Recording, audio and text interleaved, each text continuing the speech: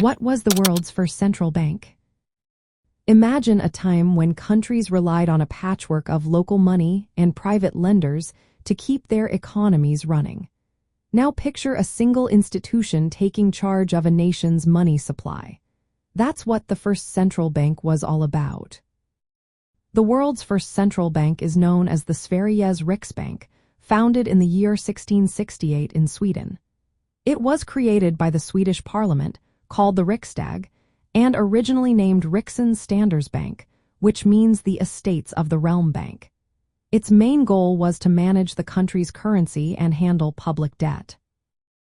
Before this bank, there were other financial institutions that did some similar jobs. For example, the Bank of Amsterdam started in 1609 and issued its own banknotes. But it was more of a regional bank and didn't have full control over the entire nation's money.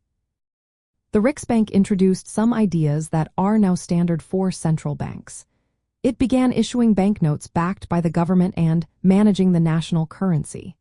These functions helped stabilize the economy and made trade and exploration easier. Over time, it took on more responsibilities like controlling inflation and ensuring financial stability. While the Bank of England, established in 1694, is often called the first modern central bank, it came after the Riksbank.